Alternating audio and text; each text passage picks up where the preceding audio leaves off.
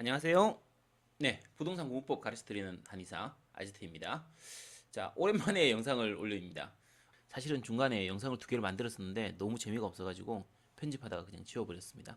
오늘 말씀드릴 건 343 공부법입니다. 자, 이 방법은 객관식하고 절대평가를 위한 공부법으로서는 최강의 공부법이라고 생각하는 방법입니다. 제가 만든 겁니다. 네, 뭐 따로 있는 건 아니고요. 근데 제가 이름을 제가 붙여서 그렇지 실제로 이미 학원에 있는 학원 강사분들이라든지 공부 잘하는 이 분들은 굉장히 많이 쓰고 있는 방법이에요. 당연한 거 아니야? 이렇게 생각하는 정도의 방법입니다. 자, 기본적으로 먼저 알아두셔야 되는 게 공인중개사 시험 같은 경우에는 객관식 시험이고 절대평가잖아요. 객관식 시험은 요령이 필요해요. 그러니까 공부를 많이 하고 잘하고 하는 것도 중요하지만 합격을 위해서는 시험을 위해서 최적화된 방법, 그런 공부법으로 공부를 하시는 게 훨씬 효율적입니다. 특히 이 절대평가 방식의 시험일 경우에는 절대평가는 상대평가하고 다르거든요. 남들보다 잘하는 게 중요한 게 아니에요. 그냥 60점만 넘으면 돼요. 그래서 더더욱 요령껏 공부해야 됩니다. 내가 무조건 열심히 한다 이게 아니고 요령껏 단순히 열심히 하는 게 아니라 정말 요령껏 하는 것이 훨씬 효율적인 방법이 됩니다. 자, 절대평가는 고득점이 필요가 없어요. 왜냐면 60점만 넘으면 합격이거든요. 그러면 60점을 넘기 위한 공부 방법, 이런 방법을 써야 돼요. 그러니까 65점 정도, 70점 정도만 되면 충분히 안정권이기 때문에 그 이상의 점수는 필요가 없는 거죠. 그래서 요 점수에 맞춘 65점에서 70점을 목표로 하는 이런 공부 방법을 쓰셔야 됩니다. 자, 그러면 그런 공부 방법이 뭐냐? 먼저 공부의 내용을 가지고 좀 볼게요. 공부할 내용을 가지고 봤을 때 우리가 전체 내용이 100이라고 치면 100%가 있다고 치면 보통 매년 시험마다 단골로 출제되는 그런 파트가 있어요. 진짜 빈출 파트. 이런 파트가 대략 30%쯤 됩니다. 그 다음에 한 2, 3년에 한 번 정도는 출제되는 파트. 요게 한 40%쯤 돼요. 한 중간 정도쯤 40%쯤 되고요. 거의 안 나오는 파트 있어요. 한 10년 전에 나오고 아직까지 한 번도 안 나온 파트. 좀 봐둬야 될 것 같긴 하지만 버리자니 애매하고 시험은 잘 안 나오고 그런 파트들 되게 많거든요. 그게 한 30%쯤 됩니다. 그래서 30%, 40%, 30%에서 3, 4, 3이 돼요. 요 정도 분포로 봅니다. 물론 이 과목별로 조금씩 차이가 있고 연도별로 좀 차이가 있긴 하지만 대부분은 전체 공부할 분량이 이 정도라고 보시면 되거든요. 그러면 우리가 꼭 공부해야 되는, 절대로 놓치면 안 되는 건 당연히 매년 출제되는 파트. 요 파트의 30%예요. 요 파트는 버리면 안 됩니다. 절대로 놓치면 안 돼요. 이 문제들은 무조건 맞춰야 돼요. 얘들은 정확하게 머리에 새겨 넣어야 됩니다. 두 번째로 방금 말씀드린 것처럼 2, 3년에 한 번 출제되는 이런 파트들 같은 경우에는 얘들은 당연히 버리면 안 되고요. 최대한 많이 보기는 보되 꼭 다 외울 필요는 없어요. 다 외우지는 못하더라도 최대한 많이 봐두고 나중에 시험 치러 갔을 때는 아 맞아 요런 거 있었어, 아 이런 거 봤던 거 같아 라는 정도의 감각만 남기면 충분합니다. 그 정도에 맞춰서 공부를 하면 돼요. 요게 중간에 한 40% 정도고요. 자, 밑에 있는 요 30% 있죠. 거의 안 나오는 30%, 잘 안 나오는 30% 버리면 됩니다. 깔끔하게 버려야 됩니다. 얘 어중간하게 버리는 거 아니에요. 깔끔하게 버리면 됩니다. 자, 심지어는 시험 치러 갔을 때 공부하는 동안에는 거의 뭐 듣도 보도 못했던 이런 부분들도 나오기도 하거든요. 깔끔하게 버리면 돼요. 그런 내용은 뭐 그런 거 틀렸다고 뭐 고민하고 이럴 필요 전혀 없잖아요. 그냥 그런 건 버리면 됩니다. 자, 우리가 합격하기 위해서는 60점을 받아야 되죠. 방금 말씀드린 것처럼 매년 출제되는 이런 부분들 30%, 요 30점은 다 먹고 들어가야 돼요. 30점은 먹어야 됩니다. 그 다음에 중간에 있는 이 40% 있잖아요. 요 40점 중에서 한 25점에서 30점 사이로 받으면 됩니다. 자, 그러면 요 두 개만 합치면 한 55점에서 60점 정도 되죠? 아슬아슬하잖아요. 상관없어요. 우리 객관식이잖아요. 여기서 진짜 운이 억세게 나쁘지 않은 이상은 요 30점 중에서 한 5점은 어차피 받을 수 있어요. 그래서 전체를 합치면 60점에서 65점 정도는 받을 수 있습니다. 그러니까 아예 공부를 할 때도 잘 나오는 부분 중심으로 해서 30%, 40%는 적당히, 밑에 있는 30%는 그냥 버리고 요렇게 하시면 됩니다. 30%는 확실하게 새기고 40%는 적당히 봐두고 눈에 그냥 발라만 두는 거예요. 그 다음에 밑에 30%는 버리고 요 세 개가 균형을 맞춰야 됩니다. 시험 치러 가서도 마찬가지예요. 시험 문제를 분석하면 이렇게 됩니다. 난이도 하가 30%쯤 돼요. 이제 누구나 맞출 수 있는 문제. 주는 문제. 흔히 말하는 주는 문제가 30%쯤 됩니다. 그 다음에 난이도 중급 문제. 좀 공부하고 잘 받았으면은 알 수 있는데 제대로 안 받았으면 좀 모르기도 하고 긴가민가 하기도 하고 애매한 문제 이런 문제들이에요. 그래도 얘들도 한 중간 정도 난이도이기 때문에 뭐 적당히는 좀 봐뒀어야 되겠죠, 그죠? 얘들은 풀어야 됩니다. 밑에 있는 고난이도 30% 버리면 됩니다. 얘들은 틀리라고 내는 문제거든요. 버리면 돼요. 깔끔하게 버려도 됩니다. 야, 100점짜리 시험 중에 30점을 버리면 어떻게 됩니다. 왜냐면 요 난이도 하위 30%는 100% 먹어야 돼요. 30점 무조건 받아야 됩니다. 중간에 있는 난이도 중에 나오는 요 문제들 있잖아요. 요 문제들 중에서 40% 중에서 40점 중에 한 25점에서 30점만 받으면 됩니다. 25점, 30점 받는 거 어렵지 않습니다. 난이도 상 다 찍어요. 다 찍어요. 그냥 찍어도 아까 말씀드린 것처럼 억세게 운이 나쁘지 않은 이상은 한 전체 5점 정도는 받아집니다. 그래서 다 합치면 아까 말씀드린 것처럼 똑같아요. 구조가 똑같죠. 60점에서 65점 정도가 받아져요. 요거 다 합치면 합격하는 데는 전혀 문제가 없습니다. 앞에 말씀드린 건 전체 공부할 때의 부분이고요. 뒤에 말씀드린 건 시험 칠 때의 부분이에요. 시험 칠 때 이 난이도 상 30%를 버리는 게 중요한 이유는요. 그러니까 야 30점을 버리고 어떻게 합격을 하냐 이렇게 하실 수 있는데 요 30점을 버리면요. 여러 가지로 이점이 생겨요. 이건 제가 다른 영상에서도 여러 번 말씀드린 부분이지만 제일 큰 부분은 이 시험 시간을 절약할 수가 있어요. 요 30점을 버림으로 인해서 나머지 70점, 이 70%에 대해서 천천히 느긋하게 볼 수가 있다는 거죠. 그러니까 우리가 시험 치러 가면요. 몰라서 불합격하는 경우도 있지만 실력이 안 돼서 시험 시간이 모자라서 불합격하는 경우도 많고요. 멘붕 와서 불합격하는 경우도 많습니다.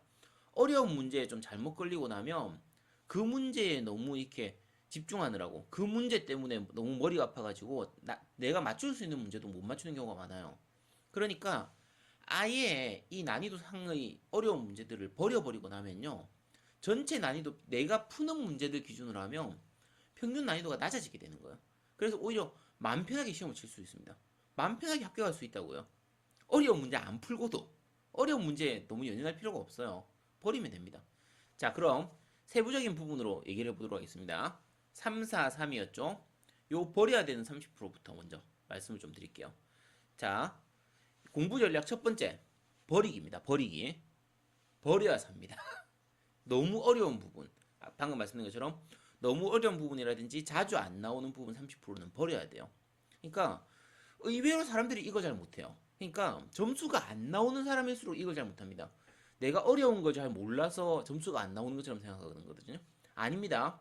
어려운 걸 몰라서 점수가 안 나오는 게 아니고요. 쉬운 걸 몰라서 점수가 안 나오는 거예요. 쉬운 거, 방금 말씀드린 것처럼 쉬운 거하고 적당한 것만 맞춰도 60점은 충분히 나옵니다. 어려운 게 중요한 게 아니에요. 내가 꼭 맞출 수 있는 거에서 공략을 하셔야 돼요. 어려운 거 붙들고 막 진짜 얼마 나오지도 않는 거 막 말만 들어서 외우고 그러면 미친 짓입니다. 그거 버려야 돼요. 자, 버리라고 하는 건 전체를 포기하는 게 아니에요. 작은 걸 버리고 큰 거를 얻으라는 거예요. 사소치대라고 하거든요. 사소치대라고 하는 말이 있습니다. 그러니까 작은 건 버리고 큰 걸 얻으라는 거예요. 버릴 걸 버릴수록 내가 확실하게 얻을 걸 얻을 수가 있어요. 버릴 걸 못 버려서 꽁 쥐고 있으면 얻을 것도 못 얻습니다. 그래서 버릴 걸 깔끔하게 버린 다음에 그 일단 버린 거에 대해서는 더 이상 연연하면 안 됩니다. 공부할 때든 시험 칠 때든 마찬가지예요. 자, 그러면 이제 과목 기준하면 뭐 뭘 버려야 되느냐? 학교에서 이제 어려운 문제, 어려운 계산 문제 있잖아요. 뭐 복잡한 문제, 문제 푸는데 오래 걸릴 것 같은 시험 문제 이런 거 그런 문제들, 계산 문제들 그런 문제들은 버리는 거고요.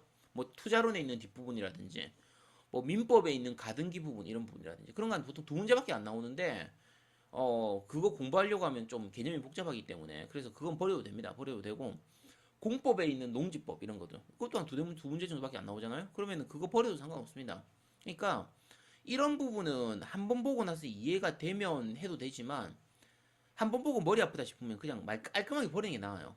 공법에 있는 농지법 같은 경우에도 이제 꼭 나올 만한 부분들 있죠. 그러니까 취득과 관련된 부분, 취득 자격 부분 있잖아요. 그런 부분들에 대해서는 이제 조금 봐두시면 되고 그 부분 외에는 아예 다 버려버리는 거예요. 다 버려버리고 뒤에 있는 주택법이라든지 뭐 건축법 이런 부분들도 마찬가지죠. 그냥 꼭 나올 만한 부분들 정말 조금만 빼놓고는 나머지는 그냥 다 버려버리는 거예요. 버려버리는 게 낫습니다. 자, 아까 말씀드린 것처럼 이렇게 버리면 뭘 얻을 수 있냐? 첫 번째로 공부할 때는요, 공부할 시간을 얻을 수 있어요. 그러니까 여기에 이 어려운 부분에 있는 그걸 공부할 시간에 아까 쉬운 부분을 한두 번 더 보는 거예요. 그러니까 공부할 시간을 줄일 수가 있는 거죠. 그리고 다른 부분에 더 집중을 많이 할 수 있는 거고. 자, 우리가 전체 공부를 할 때 보통 그런 거 있죠. 몇 회독, 몇 회독 이런 거. 시험 치러 가기 전까지 몇 번 정도 읽으면 되나요? 이렇게 하는데, 제 같은 답을 말씀드리면 보통 10번에서 15번 정도 읽어야 됩니다. 아, 그걸 어떻게 다 읽어? 물론 다 읽지는 않죠. 내용을 줄여가면서 반복하면서 읽게 되는 거기 때문에, 실제로 10번에서 15번 정도 반복을 하게 되지만, 처음부터 끝까지를 다 보는 게 아니라서, 뒤에 가면은 하루에 2과목, 3과목, 3과목씩 다 볼 수 있습니다. 그래서 충분히 가능합니다. 자, 그래서 말씀드린 것처럼 버릴 부분을 버리고 났을 때 나머지 부분에 좀 더 집중을 할 수가 있게 되는 이 장점이 있고요. 또 한 가지의 장점은 공부할 때의 난이도 자체가 낮아져요. 자, 어려운 부분이나 필요 없는 부분을 버리고 났기 때문에 상대적으로 남은 부분들은 좀 쉬운 내용들이 돼요. 그러니까 과목 전체의 체감상 평균 난이도가 낮아지는 거예요. 이거는 공부할 때도 마찬가지고 시험 칠 때도 마찬가지입니다. 시험 치러 가서도 마찬가지고 내가 공부를 하는 중에서도 마찬가지예요. 그래서 그 과목 자체의 체감 난이도가 낮아지는 만큼 공부할 양도 줄어들었잖아요. 100%를 다 보는 게 아니라 70%만 보면 되니까 공부할 양도 줄어들었고 공부할 난이도도 낮아지고 했기 때문에 더 공부가 쉬워지고 공부가 재밌어지게 돼요. 그래서 시험 그 공부를 하는 데 있어서 중간에 포기하는 것도 막아주고요. 공부할 양이 너무 많으면 포기하기 쉽거든요. 아예 질려가지고 포기해버리게 된단 말이에요. 공법 같은 거 보면 이제 질리잖아요. 그죠? 근데 공부할 양을 줄이고 공부할 난이도를 낮춤으로 인해서 오히려 더 공부를 잘할 수 있게 됩니다. 공부하는 거 쉽게 할 수 있게 돼요. 이건 정말 중요한 부분입니다. 눈에 보이진 않지만 정말 중요한 부분이에요. 세 번째는 아까 말씀드린 것처럼 시험 치러 가서 시험 문제를 푸는 시간을 줄일 수가 있어요. 그러니까 버릴 것 깔끔하게 버리고 내가 공부할 때부터 이미 버린 부분은 시험 치러 가면 그냥 찍고 넘어가면 되잖아요. 그러면 시간이 얼마 안 걸린단 말이에요. 그러니까 그 시간을 아낀 만큼 다른 문제를 천천히 느긋하게 풀 수가 있는 거죠. 그러니까 시간 모자라서 시험 망치는 것만큼 바보짓이 없습니다. 그래서 최대한 내가 천천히 보면은 아는 문제들도 시간에 쫓기면은 틀릴 수가 있단 말이에요. 그런 거 놓치면 안 되는 거예요. 그래서 느긋하게 편안하게 볼 수 있도록 버릴 거는 깔끔하게 버리셔야 됩니다. 자, 그러니까 처음에 말씀드린 것처럼 공부할 거를 다 하고 나서 시험 치러 가서 버리는 게 아니라 공부하는 과정부터 이미 버리는 거예요. 그러니까 자, 우리가 한정돼 있는 공부 시간이잖아요. 공부 시간이 무한정 있지가 않잖아요. 한정된 공부 시간 내에서 최대한 효율적으로 공부하기 위해서 버릴 걸 버리는 거고, 시험 치러 가서는 한정된 시험 시간 내에서 최대한 내가 아는 문제를 확실하게 맞추기 위해서 버릴 문제는 버리는 거예요. 그래서 결론적으로 말씀드리겠습니다. 버려야 삽니다. 버려야 삽니다. 무조건 버려야 돼요. 그래서 버리기. 이게 1번입니다. 공부법 1번. 자, 공부법 두 번째는 새기기입니다. 머리에 새겨야 돼요. 아까 말씀드린 첫 번째 부분 있죠. 난이도 하에 해당되기도 하고 매년 빈출되기도 하는 부분. 물론 이제 빈출되면서도 난이도 상인 것도 있어요. 근데 그런 부분도 일단은 다 새겨둬야 됩니다. 꼭 나오는 부분들은 어차피 새겨둬야 되는 거니까. 그래서 이런 부분들은 머릿속에 완전히 각인시켜둬야 돼요. 이거 진짜 그냥 대강 알고 이렇게 하는 게 아니에요. 주로 기본 개념들에 해당되는 부분이죠. 중심이 되는 이론 이런 부분들은 머릿속에 완전히 새겨야 돼요. 그러니까 어설프게 알면 시험 치러 가가지고 헷갈리기만 하고 정답을 맞출 수가 없거든요. 그래서 확실하게 알아야 됩니다.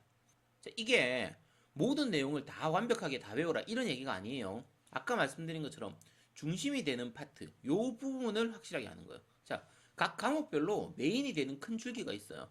그걸 확실하게 새겨야 됩니다. 뭐 어떻게 새겨야 되냐? 간단하죠.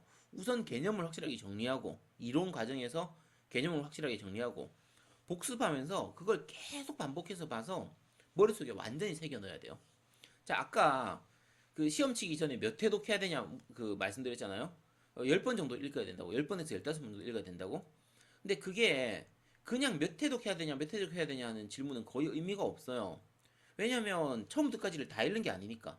그러니까 덜 중요한 부분은 좀 적게 읽고 정말 중요한 부분은 많이 읽는 거예요. 그러면 방금 말씀드린 주요 내용들 있잖아요. 꼭 새겨 넣어야 되는 부분들은 15번, 20번이라도 읽는 겁니다. 계속 읽는 거예요. 그러면 이렇게 물어보실 거예요. 아니 그 15번, 20번을 어떻게 읽냐? 그게 시간적으로 가능하냐? 자, 제가 대강만 계산을 해드릴게요. 대강 계산해드리겠습니다. 자, 우리가 기초 과정, 보통 기본 과정이 이렇게 되죠. 기초, 기본, 심화, 핵심 요약, 그 다음에 이제 문제풀이 과정. 요게 이제 에듀의 기준으로 말씀드릴게요. 일단 요렇게 해서 5번을 보게 됩니다. 그러면 5번 읽는 거죠. 뭐 이 강의 들으면서 자연스럽게 보게 되잖아요. 그러니까 꼭 책을 읽어야 되는 건 아니에요. 강의 들으면서 자연스럽게 책을 보게 되니까 그 내용을 그냥 보게 되는 거거든요. 기본서로 보든 뭐 교환으로 보든 뭐 요약집으로 보든 상관없습니다. 어쨌든 보면 돼요. 자, 이 내용들을 방금 말씀드린 것처럼 기초 강의 때 한번 보죠. 요때 볼 때 2달 걸립니다. 2달, 그죠? 기본 강의 때 볼 때 2달 정도 걸려요. 근데 이게 실제로는 2달이 아닌데, 왜냐면 좀 약간 빠르게 볼 거니까, 빨리 돌려서 볼 거니까, 실제로는 한 달 반 정도 걸립니다. 기초 과정 보는데 한 달 반 정도, 기본 과정 보는데 한 달 반 정도, 심화 과정 볼 때 한 2달 정도, 핵심 요약할 때 또 한 달 정도 걸리고요. 문제풀이 할 때 또 한 달 정도 걸립니다. 그러면 5번 다 보는데 대략 한 7개월 정도 걸리게 되죠. 요게 5번 보는데 7개월 걸리는 거예요. 그러면 7개월이면 지금부터 시작해도 9월 돼야지 끝나는데 9월 달 돼서 끝나는데 시간이 맞춰지냐? 3, 4, 5, 6, 7, 8, 9. 9월 달에 끝나면 이제 괜찮습니다. 5번 보는데 7개월 걸렸죠? 여기까지 하고 나면요. 이제 뭐 교환이든 기본서든 뭐 책이든 어디든 밑줄 그어졌거나 이렇게 정리된 게 생길 거예요. 있습니다. 다 생겨요. 기본서에 밑줄을 그었든 수업 제대로 들었으면 기본서에 밑줄을 그었든 포스트잇을 붙였든 뭘 했든 어쨌든 다 되게 돼 있어요. 자, 그러면 요 정도를 보고 나면 그 다음부터는 복습을 할 때는 그 기본서에서 밑줄 친 부분만 보는 거예요. 밑줄 안 친 부분은 아예 버리셔야 돼요. 교환도 줄 그어졌거나 이렇게 내가 필기해놨거나 이렇게 추가된 그 부분만 보시면 되는 거예요. 자, 요런 식으로 해서 그 축약된 부분만 보게 되면요. 한 과목을 보는데 한 이틀이면 볼 수 있습니다. 그러면 전체 과목 다 보는데 12일 정도 걸리죠. 6과목이니까. 12일, 실제로는 세법은 하루면 다 보기 때문에 한 11일 정도 걸리는데 12일이라고 치고, 자, 12일이면은 전체가 전 과목을 한번 다 볼 수 있죠. 자, 그 다음에 또 한 번 볼 때는 한 과목당 하루면 됩니다. 그러면 6일이면 다 볼 수 있어요. 6일이면 전 과목을 한번 다 볼 수 있습니다. 그 다음 또 한 번 볼 때는요, 하루에 2과목씩 볼 수 있어요. 그러면은 전 과목을 다 보는데 3일밖에 안 걸립니다. 자, 그 다음에는 하루에 3과목을 볼 수 있습니다. 그래서 전 과목을 다 보는데 이틀밖에 안 걸리죠. 그 다음 시험 치기 전까지는 하루에 6과목씩을 다 보시면 돼요. 시험 치기 전까지. 그러면 시험 치기 전까지 10번에서 15번 정도 볼 수 있게 되는 거예요. 그러니까 처음부터까지를 다 보는 게 아니죠. 뒤에 가서 보는 거는 진짜 중요한 부분만 추려서 보는 거예요. 추리고 또 추리고 또 추려가지고 그것만 보는 거예요. 시험 치기 전까지도 그것만 보시는 겁니다. 자, 우리 시험 치러 가면 제일 답답한 사람들이요. 이거 수능 칠 때도 다 마찬가지인데 수학 정석 들고 수능 치러 가는 사람들이 있어요. 애들 미친 짓이죠. 바보입니다, 바보. 그렇게 볼 필요 없어요. 요약집 때 노트 저 수능 치러 갈 때 노트 딱 한 권 들고 갔습니다. 한 권. 모든 걸 요약해 놓은 딱 그거 하나. 한 권. 그것만 계속 보는 거예요. 계속. 요약집만 보면 됩니다. 요약집. 많이 볼 필요 없습니다.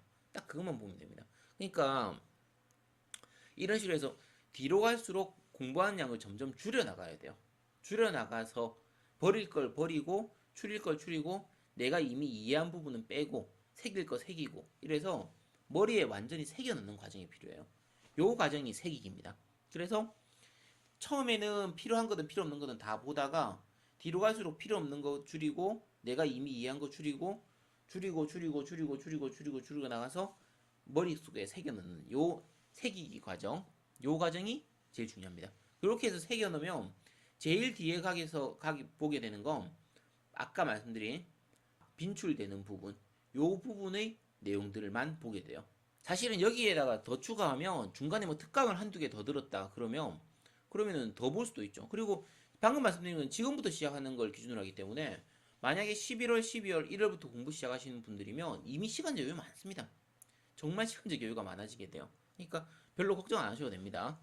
뭐 나중에 뭐 특강 자료집 이런 걸로 보든지 요약집으로 보든지 뭐든 상관없어요. 본인한테 맞는 걸로 본인이 편한 걸로 보되 가급적이면은 같은 자료로 두 번, 세 번 보는 게 좋아요. 두 번, 세 번이 아니라 다섯 번, 열 번을 같은 자료로 보는 게 좋습니다. 어느 교수님 자료가 좋다더라 해서 새로 내가 지금까지 이 자료로 해서 두 번 정도 봤는데 어느 교수님 자료가 좋다더라 해가지고 그 자료 받아가지고 다시 보면 어려워져요. 그거 보는데 더 오래 걸리거든요.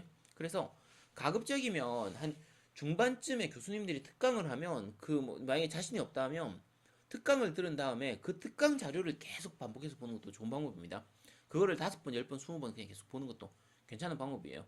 그거는 특강 자료들은 주로 양이 좀 작으니까 기본 수에 비해서 양이 훨씬 작기 때문에 그것만 계속 미친 듯이 보는 것도 괜찮은 방법이에요. 자, 어쨌든 방금 말씀드린 것처럼 이런 식으로 해서 하는 공부법의 두 번째 새기기입니다. 반복을 통해서 머릿속에 새겨 넣는 자주 나오고 쉬운 부분들을 반복해가지고 머릿속에 새겨 넣는 새기기 방법입니다. 자, 요 새기기하고 전혀 반대처럼 들리지만 같은 맥락에서 나오는 방법이에요. 세 번째 방법, 바르기입니다. 눈에 발라두셔야 돼요. 자, 이 부분이 사실은 머리 좋은 분하고 나쁜 분이 좀 갈라지는 부분인데 아까 방금 말한 버리기라든지 색이 부분은 머리가 좋은 분이든 나쁜 분이든 사실 크게 차이가 없어요. 반복해서 보면 머리가 좀 나쁜 분이라도 충분히 머리에 새겨지거든요. 자, 그런데 이 바르기 부분은 좀 많이 차이가 나는 편이에요. 자, 이게 뭐냐면 이게 객관식의 핵심이에요. 아까 말씀드린 가끔 나오는 내용 40%, 난이도 중급에 해당되는 40%는 너무 깊이 공부하기에는 시간이 부족하고요. 버리기에는 그래도 꽤 나오는 편이기 때문에 버릴 수는 없어요. 그래서 눈에 발라두고 익숙해져야 됩니다. 익숙해져야 돼요. 이건 진짜 객관식의 핵심이에요. 그러니까 세세한 부분을 모두 외우려고 하면 외울 수도 없고 머리에 한계가 있잖아요. 어차피 외울 수도 없고 너무 많이 외워야 되니까 외울 부분이 너무 많아져가지고 오히려 망하기 쉽습니다. 꼬여버려요. 그러니까 이거 제일 안 좋은 게 온갖 내용들을 다 그 앞머리 글자 따가지고 외우는 그런 사람들이 있습니다. 그 처음에는 양이 얼마 안 되니까 가능할 것 같지만 뒤로 가면은 이 과목 저 과목이 막 섞여가지고 진짜 골치 아파집니다. 그래서 앞 글자 따서 외우는 거는 전 과목을 다 통틀어가지고 가급적이면 50개를 안 넘기시는 게 좋아요.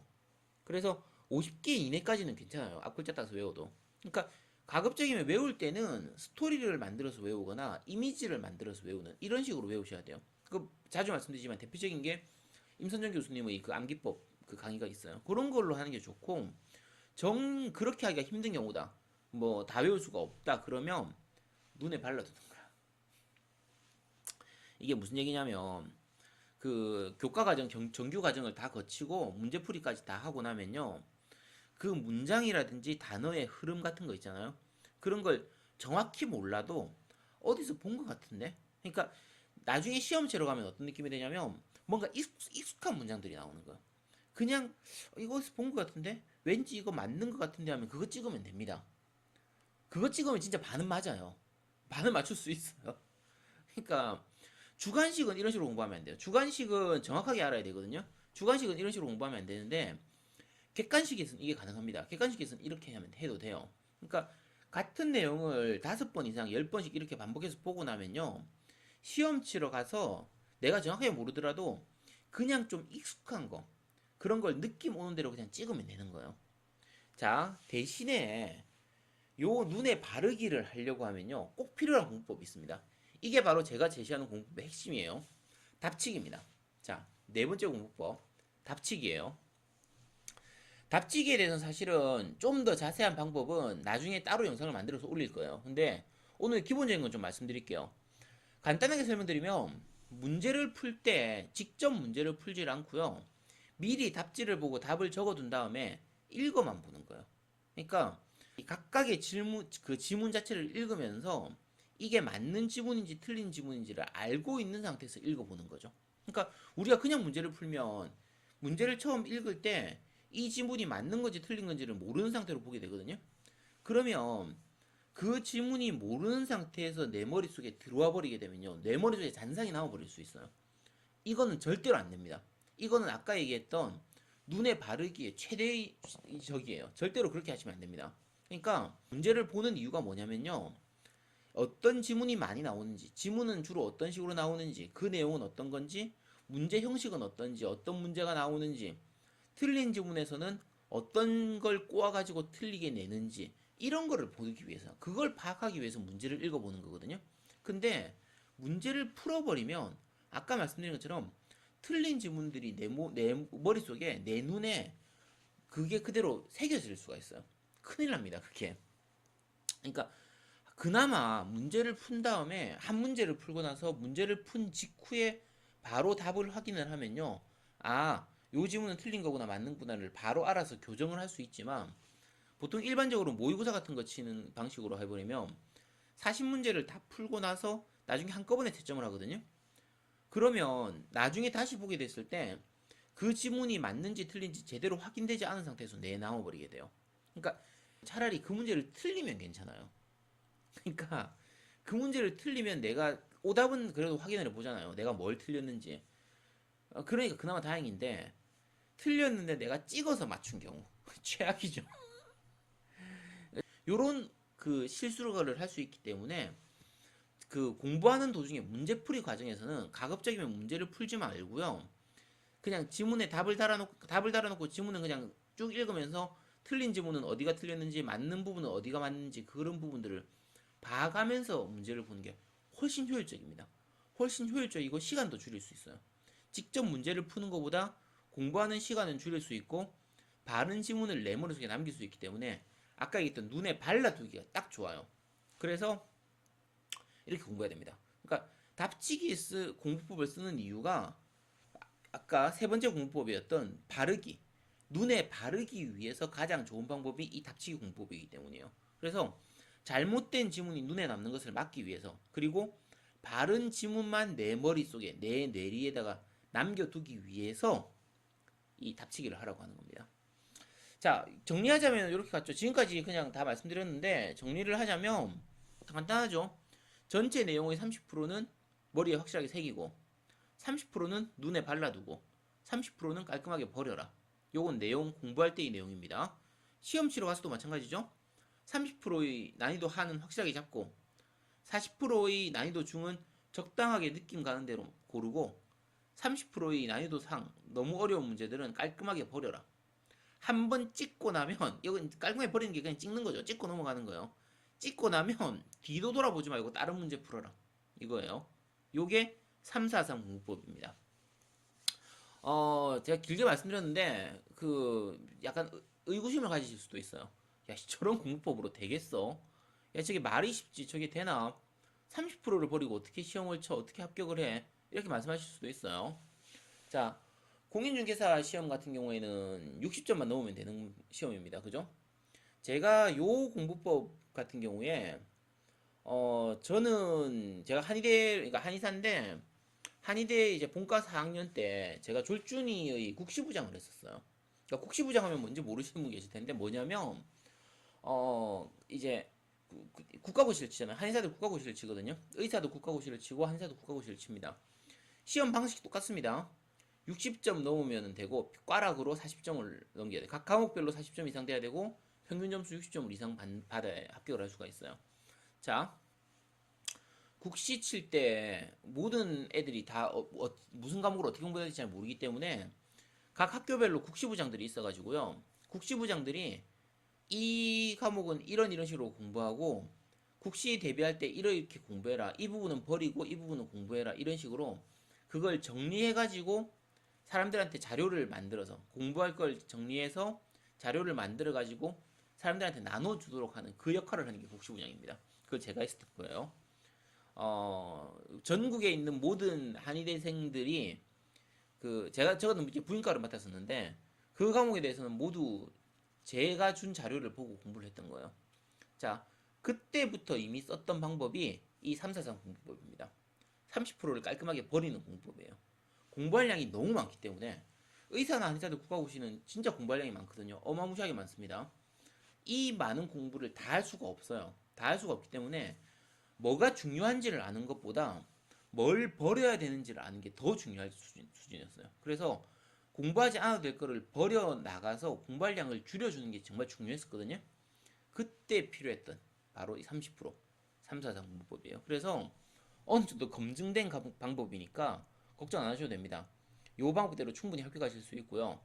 한 가지 주의사항 드리면 이 공부법은 기본적으로 객관식 시험이면서 절대평가로 방금 말씀드린 60점 이상이면 합격하는 요런 시험에 써먹는 방법이에요. 모든 시험에 다 쓰는 방법은 아니에요. 그러니까 일반적인 수능이라든지 이렇게 상대평가로 하는 그런 과목들, 내가 1점이라도 더 받아야 되는 과목이라든지 주관식 시험에서는 써먹을 수가 없는 방법입니다. 오직 객관식에 대해서만 써먹을 수 있는 방법이고, 대신에 객관식이면서 절대평가인 과목을 공부하는 데 있어서는 최고의 공부법이에요. 최강의 공부 방법입니다. 자신할 수 있습니다. 이거보다 좋은 공부 방법 있으면 가지고 와보세요. 이 부분은 제가 그냥 자신감 있게 말씀드릴 수 있어요. 자, 약간 의구심이 있을지도 모르겠지만 믿어주세요. 못 믿겠으면 할 수 없죠. 딴 방법으로 공부하셔야 됩니다. 그러니까 본인들한테 맞는 다른 공부 방법이 있으면요, 그 방법으로 공부하셔도 돼요. 근데 저는 그냥 제시해 드리는 겁니다. 이런 공부 방법이 있습니다라고. 자, 이제 오늘이 아니고요. 이제 요 영상 찍으면서 이제 그 준비하면서 이름을 붙였습니다. 344 공부법이라고. 제가 만든 공부법입니다. 특허층에 특허라도 등록해야 되나? 사실은 뭐 다들 이미 쓰고 있는 방법이라 얘기하기도 좀 민망한데, 공부 잘하는 분들은 이미 알고 있는 공부법이에요. 저 혼자 쓰는 뭐 특수한 공부법 그런 게 아니고 다른 분들도 이미 많이 알고 있는 방법입니다. 자, 어쨌든 오늘은 343 공부법에 대해서 말씀드렸습니다. 다른 부분 궁금하신 거나 그런 거 있으면은 뭐 댓글로 문의해 주시도록 하시고요. 구독하고 좋아요 부탁드리겠습니다. 자, 지금까지 부동산 공부법 가르쳐드리는 한의사 아제트였습니다. 감사합니다. 감사합니다.